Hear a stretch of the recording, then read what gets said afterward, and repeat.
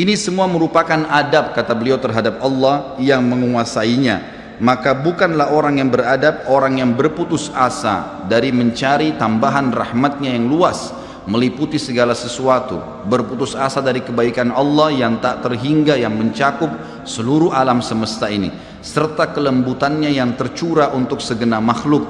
Allah subhanahu wa ta'ala berfirman di dalam A'raf 156, A'udzu billahi minasyaitonir rajim, wa rahmati wasi'at kulla syai', dan rahmatku meliputi segala sesuatu.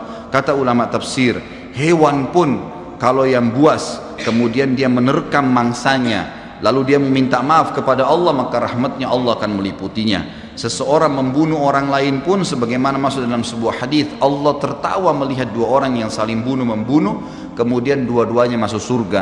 Lalu para sahabat bertanya, ya Rasulullah, bagaimana ceritanya dua orang itu? Kata Nabi SAW, yang satunya mukmin, yang satu kafir. Lalu kemudian si kafir membunuh si mukmin di kancah peperangan, mati syahidlah si mukmin tadi. Berjalan waktu, si kafir mendapatkan hidayah, akhirnya juga masuk Islam dan dia berperang lalu dibunuh oleh orang kafir yang lain. Orang mukmin yang pertama terbunuh dengan orang kafir yang akhirnya masuk Islam juga terbunuh di kancah peperangan, dua-duanya masuk surga dan Allah menyambutnya dengan rahmatnya. Allah tersenyum dan tertawa dengan dua orang ini. Jadi dengan kemahalembutannya Allah subhanahu wa ta'ala. Dalam surah Asy-Syura ayat 19 dikatakan juga, a'udzubillahi minasyaitonir rajim, Allahu latifun bi'ibadi. Allah itu maha lembut terhadap hamba-hambanya. Makanya dalam hadis yang lain dikatakan, ma nazala linu fi syai'in illa zana. Tidak ada sesuatu dikemasi dengan kelemah lembutan kecuali akan menghiasinya. Dikatakan Allah latif, Allah itu lembut, yuhibbul lutf, dia suka dengan kelemah lembutan, gitu ya. Wa ma nuzi'a min syai'in illa syana. Tidak ada sesuatu diangkat darinya kelemah lembutan kecuali akan merusaknya. Tidak ada manfaatnya mencak-mencak, marah-marah tuh, emosi habisin waktu-waktu kecuali dalam pelanggaran agama saja. Tapi kalau bukan pelanggaran agama, maka jangan, tidak perlu semua. Dikatakan dalam hadis Bukhari, Nabi SAW kalau berhubungan dengan hak beliau urusan dunia, semuanya ditoleransi. Tapi kalau sudah berhubungan dengan hak Allah subhanahu wa ta'ala, barulah beliau tegas. Ya, ini sifat Nabi Muhammad SAW. Kita baca dua ayat lagi baru kita tutup. Sudah masuk waktu? Surah Yusuf ayat 87. A'udzu billahi minasyaitonir rajim. La tai'asu mir rauhillah. Janganlah kalian putus asa dari rahmat Allah.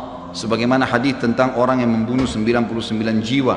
Kemudian dia datang kepada seseorang abid, orang ibadah tapi tidak punya ilmu. Apakah Allah masih akan ampuni saya? Dia mengatakan tidak mungkin. Kamu membunuh 99 jiwa.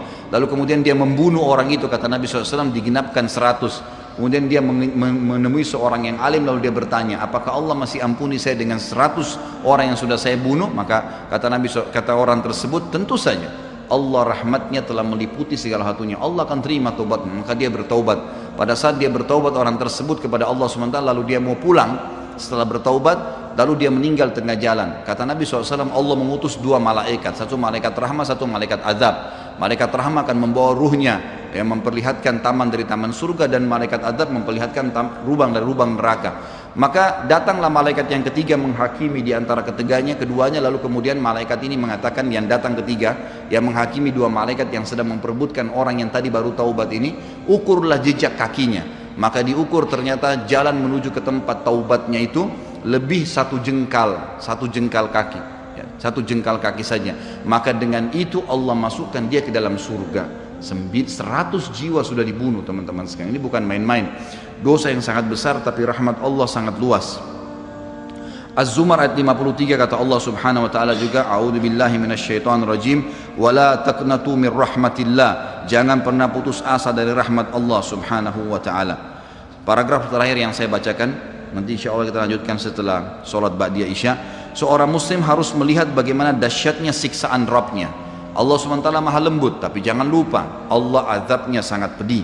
Seorang muslim harus melihat bagaimana dahsyatnya siksaan Rabbnya, kerasnya azab dan kecepatan hisabnya. Kalau datang seketika, gitu kan? Dan tidak ada yang bisa bendung, sehingga dia bertakwa atau takut kepadanya, menjaga diri terhadapnya, serta meninggalkan segala kemaksiatan. Maka ini pun merupakan bentuk adab kepada Allah, sehingga tidaklah seseorang itu beradab menurut orang-orang yang berakal apabila ia menentang Allah dan berlaku aniaya atau zalim.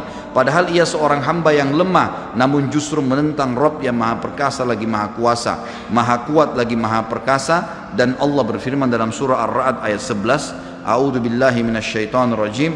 Wa idza aradallahu biqaumin su'an fala maraddalah wa ma lahum min dunihi min wal. Dan apabila Allah menghendaki keburukan terhadap satu kaum, maka tidak akan pernah ada yang bisa menolaknya, dan sekali-kali tidak ada pelindung bagi mereka selain Dia. Kalau Allah sudah mau hancurkan, maka tidak akan pernah ada yang bisa membendung. Juga dikatakan dalam surah Al-Buruj ayat 12, A'udzu billahi minasyaitonir rajim, inna batsya rabbika lasyadid.